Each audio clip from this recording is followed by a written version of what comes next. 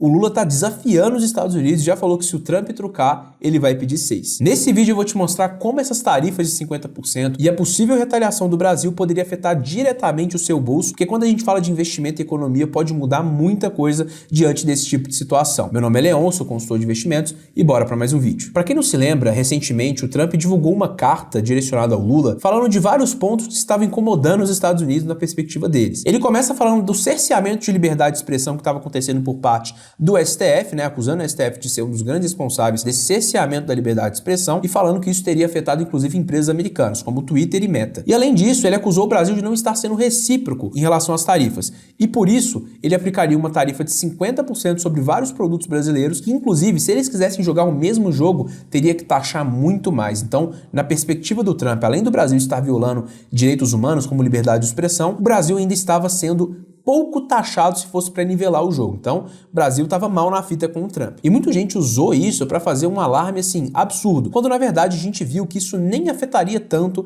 na prática. Segundo o research do BBI, os Estados Unidos representam somente 12% das nossas exportações. E além disso, 40% dessas exportações já são tarifadas ou isentas, como por exemplo aço, óleo e algumas outras commodities específicas. Foi até estimado um valor de impacto de 15 bilhões de dólares, caso aconteça de fato essa tarifa de 50%. Traduzindo isso, uma queda percentual de 0,3 pontos percentuais do PIB, concentrada principalmente no quarto trimestre de 2025. Inclusive, isso poderia adicionar 35 pontos base na inflação, levando o IPCA de uma média de 5% para 5,4%. Então teria um impacto, mas não seria o fim do mundo como pintaram que ia ser. E aonde que está o problema todo da questão? É justamente na retaliação, porque não só exportação, mas o Brasil é um país muito dependente dos Estados Unidos. Eu vou explicar isso um pouco mais no final do vídeo. Mas a questão é, existe muita chance da retaliação. Para começar, o ministro Alexandre de Moraes, do STF, foi sancionado na lei Magnitsky, uma legislação americana usada justamente para punir estrangeiros acusados de violar direitos humanos. Então, assim, a situação não tá boa para o Brasil, e muito menos na imagem do Brasil. E essa sanção, ela é apelidada de pena de morte financeira, porque ela congela os bens, limita e restringe o acesso a contas internacionais e também isola esse indivíduo de forma diplomática. E quando a gente fala da postura do Lula, em meio a essa crise toda, ele adotou uma postura de resistência e de confrontamento. Tanto é que ele apareceu hoje na capa do New York Times que fala o seguinte: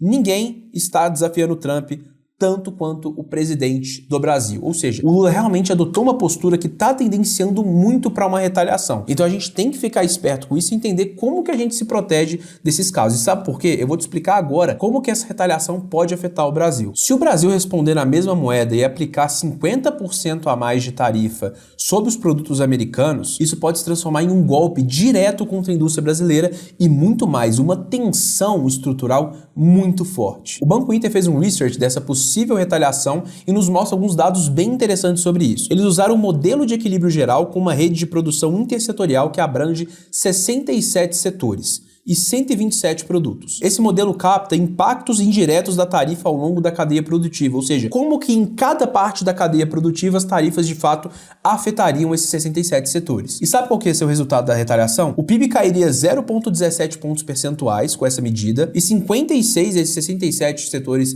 avaliados sairiam prejudicados. A indústria química teria uma redução de 6,3 pontos percentuais na produção, a indústria de transformação 2,1 pontos percentuais a menos no valor agregado e o setor de defensivos agrícolas, por exemplo, teria um aumento de 4,5 pontos percentuais no imposto efetivo. Então, assim, não só setores importantes, mas setores essenciais são afetados. E aonde que você acha que o setor de defensivos agrícolas repassaria esses novos custos que eles estão tendo? Justamente para o consumidor final. Na verdade, não seria diretamente. Eles passariam isso para o setor agrícola, o setor do agro, né? E que, consequentemente, também faria esse repasse direto para o consumidor final. Ninguém vai fazer caridade e fazer com que você tenha que pagar menos. Então, na prática, aconteceria um desastre na cadeia produtiva e poderia afetar muito o valor final que tem um produto. Então, a gente está falando de ter um aumento aí generalizado nos preços, por exemplo, que vem decorrentes do agro. Então, assim, tá entendendo como isso pode te afetar no seu bolso diretamente? E se a gente falar de investimento também, tem muita especulação em bolsa, muita especulação em relação a câmbio, então isso pode afetar você de todos os espectros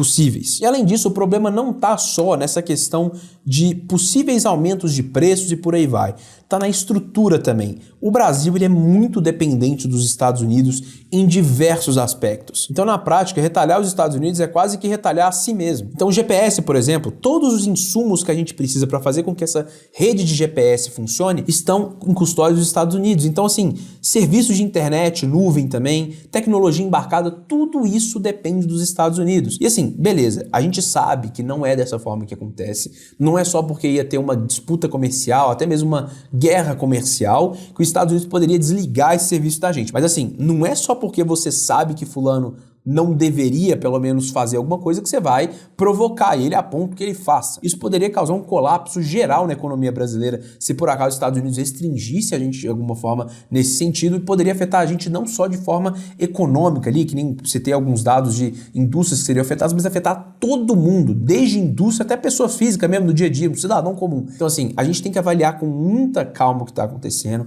entender quais são as possíveis consequências, quais são as saídas para isso também, porque tem como se proteger, mas assim, esse caso do GPS realmente é complicado. E seria interessante que os nossos diplomatas conseguissem alinhar mais a conversa entre Estados Unidos e Brasil e que nosso presidente parasse de ter essa postura tão agressiva e combativa, né? É muito mais fácil conversar, entender como que vai acontecer e avaliar na prática. Não é fazer um aceno pro patriotismo e achar que isso vai resolver os nossos problemas. Muito pelo contrário, pode ser um tiro no próprio pé, como a gente falou algumas vezes aqui. Mas beleza, Leão, você já falou do desastre que pode acontecer, mas como que eu posso me defender disso? O primeiro e mais clássico é dolarizar seu patrimônio. Se a gente compara o real com o dólar ao longo de muito tempo, você pode ver que teve uma desvalorização do real absurda. E claro, existem alguns momentos, até mesmo como esse, que o dólar pode ficar enfraquecido, principalmente por causa da tensão que o Trump está provocando em todo mundo. No entanto, se você olha um prazo maior, 1 ano, 2 anos, você pode ver que quase sempre o dólar vai superar o real no que se tange a desvalorização / valorização. Então uma forma de se proteger é realmente aumentando a posição ou pelo menos mantendo a posição em dólar,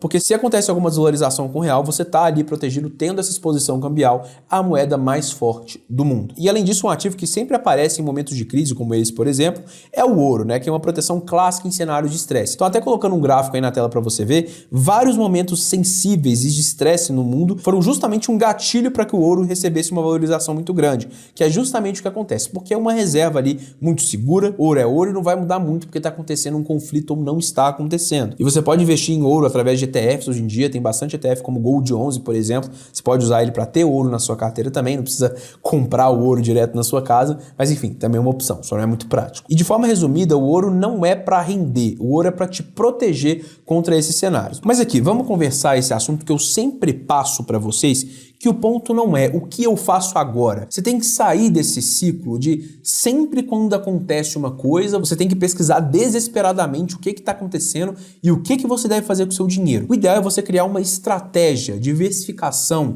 constância, disciplina com seus investimentos. Porque a pior resposta para um cenário de incerteza, de conflitos políticos, é agir com pânico. Então, assim, provavelmente se você agir de forma desesperada, independente da decisão que você tome, você vai tomar uma decisão ou que está muito errada ou que poderia ser muito melhor. A melhor coisa que você pode fazer é planejar com antecedência um método e uma estratégia de investimentos para você usar na sua vida. E é justamente por isso que a gente está aqui. A gente cuida do seu patrimônio para você e consegue realmente te posicionar melhor em todos os cenários possíveis. Eu estou colocando aí na tela para você ver como a carteira de um cliente, por exemplo, performou em diferentes cenários de crise. Então, no meio disso aí teve pandemia, teve guerra na Ucrânia, teve coisa da China, teve coisa do Brasil também, e mesmo assim o cliente conseguiu superar todos os principais benchmarks brasileiros de forma consistente. Então, se você está interessado em ter uma consultoria de investimentos, cuidando do seu dinheiro e te ajudando a investir da melhor forma, clica aqui no link da descrição que eu ou alguém da minha equipe vai te chamar para a gente bater um papo e entender melhor como que está a situação financeira atual, e fazendo sentido a gente vai seguir para uma consultoria de investimentos. Pessoal, muito obrigado por assistir até aqui. Não esquece de curtir e deixar seu comentário.